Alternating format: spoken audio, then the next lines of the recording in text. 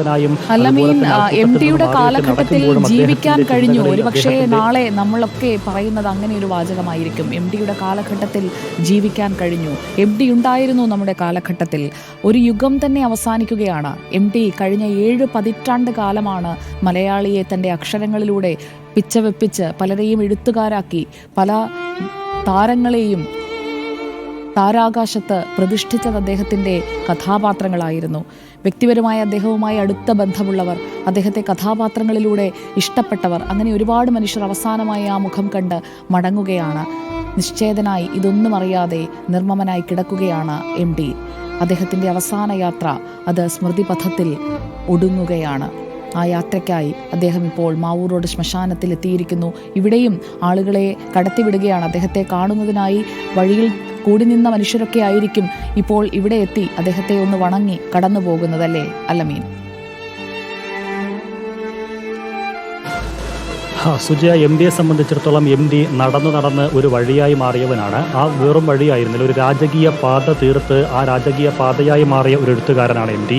ആ വഴികളിലൂടെ മറ്റു പലരും നടക്കുകയായിരുന്നു. അവർ ആ വഴികളിലൂടെ ഒരു ജീവിത വഴി കണ്ടെത്തുകയായിരുന്നു. അങ്ങനെ സിനിമാ ലോകത്താകട്ടെ, എഴുത്തിൻ്റെ ലോകത്താകട്ടെ, സമകാലികരായിട്ടുള്ള ആളുകളാകട്ടെ, അങ്ങനെ പല തലങ്ങളിലുള്ള ആളുകൾക്ക്, പല മേഖലകളിലുള്ള ആൾക്ക് ജീവിത പാന്താവ് വെട്ടിത്തെളിച്ച് വഴി കാണിച്ചു കൊടുത്ത അല്ലെങ്കിൽ ഒരു വഴിയായി മാറിയ ഒരു പ്രതിഭാസം കൂടിയാണ് എം ഡി എന്ന കാര്യത്തിൽ സംശയമില്ല. അതൊക്കെ കൊണ്ട് തന്നെയാണ് ഈ ആൾക്കൂട്ടം ഇത്രത്തോളം വൈകാരികമായി നിൽക്കുന്നത്. ഏതൊരാൾ വിടവാങ്ങിയാലും വൈകാരികത സ്വാഭാവികമാണ്, പലരുടെയും വൈകാരിക പ്രകടനങ്ങളും സ്വാഭാവികമാണ്. പക്ഷേ എം ഡി എന്ന ആ ചുരുക്കപ്പേരിൽ അറിയുന്ന ആ മഹാമേരു വിടവാങ്ങുമ്പോൾ അത് കേവലം വൈകാരികത മാത്രമല്ല, അത് തീരാ നഷ്ടത്തിൻ്റെ ഒരു ഉൾക്കൊള്ളാനാകാത്ത നഷ്ടബോധത്തിൻ്റെയൊക്കെ ഒരു തിരിച്ചറിവും അത് ഉൾക്കൊള്ളാൻ പാടുപെടുന്ന ആളുകളുടെയും ഒക്കെ ഉള്ളുലയ്ക്കുന്ന വൈകാരികതയുടെ ഒരു പ്രകടനം കൂടിയാണ് പലരും കാണുന്നതെന്ന കാര്യത്തിൽ സംശയമില്ല. ഇപ്പോൾ ഔദ്യോഗിക ബഹുമതികളോടെയുള്ള യാത്രയയപ്പിന് അദ്ദേഹം സ്മൃതിപഥത്തിൽ നീണ്ടുനിവർന്ന് കിടക്കുകയാണ്. അദ്ദേഹം ഉറങ്ങുകയാണ്. അദ്ദേഹത്തിന് വേണ്ടപ്പെട്ടവരുടെ സ്നേഹങ്ങൾ ആവുവോളം ഏറ്റുവാങ്ങിക്കൊണ്ട്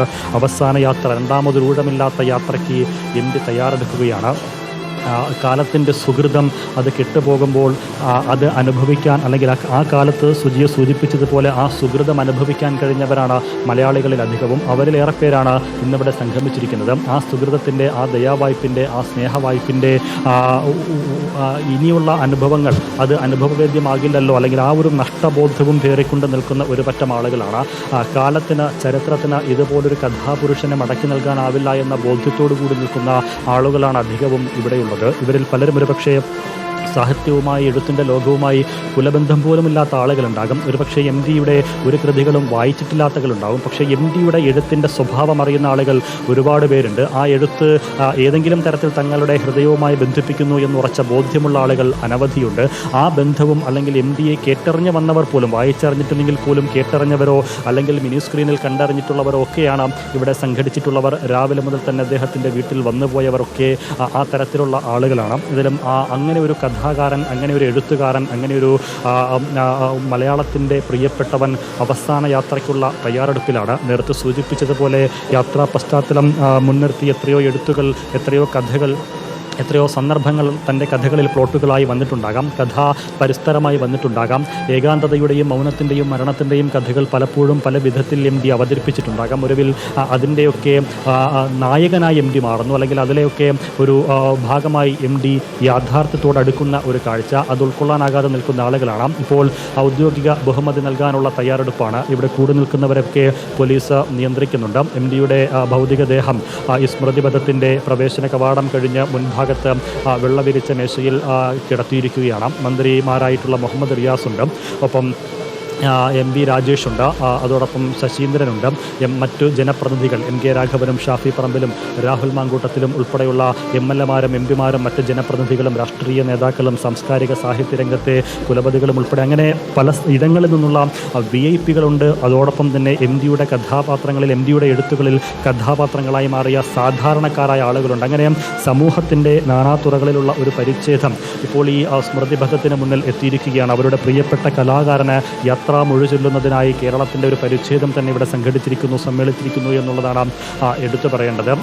തനിക്ക് അത്തരത്തിലുള്ള ഔദ്യോഗിക ബഹുമതികളൊന്നും വേണ്ട. ആ സാധാരണക്കാരനായി ജീവിക്കുന്ന തനിക്ക്, സാധാരണക്കാരൻ്റെ പ്രതിനിധിയായി നിലകൊണ്ട തനിക്ക് സാധാരണക്കാരനായ ഒരു മടക്കം, അതാണ് എംപി ആഗ്രഹിച്ചിരുന്നത്. പക്ഷേ അങ്ങനെ വെറും കൈയോടെ എം ടി ഇതാ അവസാന യാത്രയ്ക്ക് കിടക്കുകയാണ്. അദ്ദേഹത്തിന് ഔദ്യോഗിക ബഹുമതി നൽകാനുള്ള തയ്യാറെടുപ്പുകളാണ് നമ്മളിപ്പോൾ കണ്ടുകൊണ്ടിരിക്കുന്നത്. സാനിയോ മനോമിയും നമുക്കൊപ്പമുണ്ട്. സാനിയോ മനോമി, ഇനിയൊരു മടക്കമില്ലാത്ത യാത്രയാണിത്.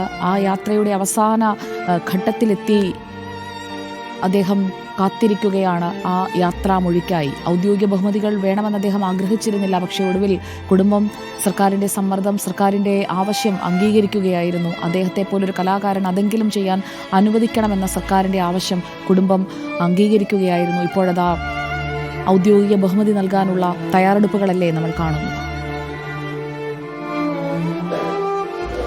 അതെ സുജയ, ഔദ്യോഗിക ബഹുമതികൾ നൽകാനുള്ള തയ്യാറെടുപ്പുകളാണ്. അതായത് അദ്ദേഹം ഒരിക്കലും ആഗ്രഹിച്ചിരുന്നില്ല ഇത്തരം ഔദ്യോഗിക ബഹുമതികളൊന്നും തന്നെ. അദ്ദേഹം ഒരു സാധാരണക്കാരനായി ജീവിച്ച് സാധാരണക്കാരനായി മരിക്കാൻ ആഗ്രഹിച്ചിരുന്നൊരു വ്യക്തിയായിരുന്നു. പക്ഷേ സംസ്ഥാന സർക്കാരിൻ്റെയൊക്കെ സ്നേഹപൂർവ്വമായ നിർബന്ധത്തിൽ വഴങ്ങിയാണ് പിന്നീട് കുടുംബം അത് സമ്മതിക്കുന്നൊരു സാഹചര്യം ഉണ്ടായത്. അങ്ങനെ ഇപ്പോൾ അദ്ദേഹത്തിന് ഔദ്യോഗിക ബഹുമതികൾ നൽകാനുള്ള പുറപ്പാടിലാണ്. ഏതായാലും ഒരു മഞ്ഞുകാലം കഴിഞ്ഞു എന്നാണ് പലരും എം ടിയുടെ ഈ ഒരു വിയോഗത്തെക്കുറിച്ച് സൂചിപ്പിക്കുന്നത്. അതായത് എഴുതിയ കൃതികളിൽ പലർക്കും ഏറ്റവും ഇഷ്ടപ്പെട്ടതും മഞ്ഞ് ആയിരിക്കും എന്നുള്ളതിൽ സംശയമില്ല. ആ ഒരു മഞ്ഞുകാലവും കൊണ്ട് ഒരു എഴുത്തുകാരൻ ഒരു ഡിസംബർ മാസത്തിൽ തന്നെ, അതും പുൽക്കൂട്ടിൽ യേശു പിറക്കുന്ന അതേ ദിവസം തന്നെ വിടവാങ്ങുകയാണ് എന്നുള്ളതാണ് ഏറ്റവും പ്രധാനപ്പെട്ട കാര്യം. ഈ കാണാൻ വന്ന ആളുകളൊന്നും തന്നെ എം ടിയുമായി നേരിട്ട് ഹൃദയബന്ധമോ അല്ലെങ്കിൽ സൗഹൃദ ബന്ധമോ ഉള്ള ആളുകൾ ആയിരിക്കില്ല എന്നുള്ളതാണ് നമ്മൾ മനസ്സിലാക്കുന്നത്. പക്ഷേ എം ടിയുടെ കഥാപാത്രങ്ങളിലൊക്കെ തങ്ങളുണ്ട് എന്ന് വിശ്വസിക്കുന്ന ആളുകൾ, എം ഡിയുടെ കഥാപാത്രങ്ങളായി തങ്ങളെ ഓരോരുത്തരെയും സങ്കല്പിക്കുന്ന മനുഷ്യന്മാർ, അവരെല്ലാവരും തന്നെയാണ് ഇപ്പോൾ അവസാനമായി പ്രിയപ്പെട്ട എഴുത്തുകാരനെ ഒരു നോക്ക് കാണാനായി എത്തിയിരിക്കുന്നത്. ഒരിക്കലും എം ടി ഇവരോട് ആരോടുമോ നേരിട്ട് സംസാരിക്കുകയോ അല്ലെങ്കിൽ നേരിട്ട് ഹൃദയബന്ധം സൂക്ഷിക്കുകയോ അല്ലെങ്കിൽ ഇവരെ വാരിപ്പുണരുകയോ ഒന്നും ചെയ്തിട്ടുണ്ടായിരിക്കില്ല. പക്ഷേ ഇവരുടെയൊക്കെ എം ടിയുടെ ഓരോ കഥാപാത്രങ്ങളും ഈ മനുഷ്യന്മാരുടെയൊക്കെ ഏറ്റവും പ്രിയപ്പെട്ട കഥാപാത്രങ്ങളാവുന്നു. ഇപ്പോഴിതാ ഔദ്യോഗിക ബഹുമതികൾ നൽകുകയാണ്. നമുക്ക് ആ ചടങ്ങുകളിലേക്ക് പോകാമെന്നാണ് കരുതുന്നത്.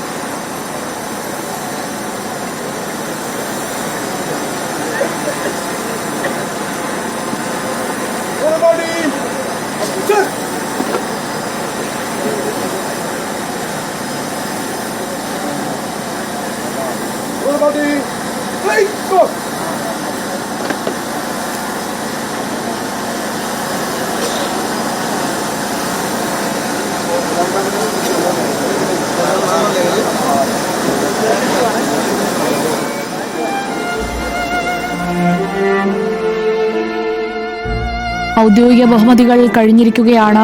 ഇനി സ്മൃതിപഥത്തിലേക്കുള്ള യാത്രയാണ്. സാനിയോ, അല്ലമീൻ എന്നിവരാണ് നമുക്കൊപ്പമുള്ളത്.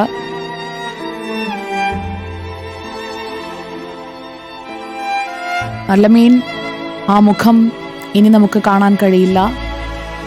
ചടങ്ങുകളൊക്കെ പൂർത്തിയാകുന്നു. അദ്ദേഹത്തിന്റെ മൃതദേഹം സ്മൃതിപഥത്തിലെ വൈദ്യുത ശ്മശാനത്തിലേക്ക് എടുക്കുകയല്ലേ?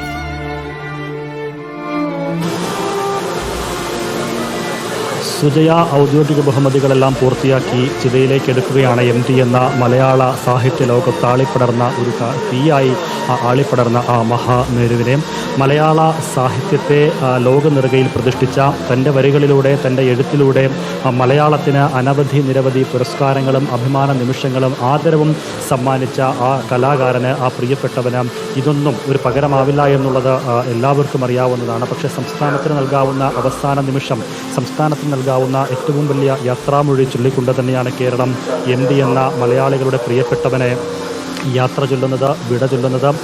സ്മൃതിപഥത്തിലേക്ക് MT വന്നിരിക്കുകയാണ്. സ്മൃതിപഥത്തിലെ അതിഥിയായി MT എത്തിയിരിക്കുകയാണ്. സ്മൃതിപഥത്തിലെ ക്ഷണിക്കപ്പെടാത്ത ഒരു അതിഥിയായി MT എത്തിയിരിക്കുന്നു. സ്മൃതിപഥം 2 വർഷമായി പൂട്ടിയിട്ട് നവീകരണ പ്രവർത്തനങ്ങൾ പൂർത്തീകരിച്ചതിൻ്റെ പ്രവർത്തന ഘട്ടത്തിലേക്ക് കടക്കാൻ ശ്രമിക്കുമ്പോഴാണ് ചില പദ്ധതികൾ സംഘാടകർക്കുണ്ടായിരുന്നു, കോർപ്പറേഷനുണ്ടായിരുന്നു. പക്ഷേ ആ പദ്ധതികളെല്ലാം അട്ടിമറിച്ചുകൊണ്ടാണ് MT എന്ന കേരളത്തിൻ്റെ മലയാളികളുടെ പ്രിയപ്പെട്ടവൻ സ്മൃതിപഥത്തിൻ്റെ അതിഥിയായി, വിശിഷ്ടാതിഥിയായി, ക്ഷണിക്കപ്പെടാത്ത അതിഥിയായും എത്തിയിരിക്കുന്നത് എന്നുള്ള ഒരു സവിശേഷമായൊരു സാഹചര്യം കൂടി ഇന്നിൻ്റെ സായം സന്ധ്യയ്ക്കുണ്ട്.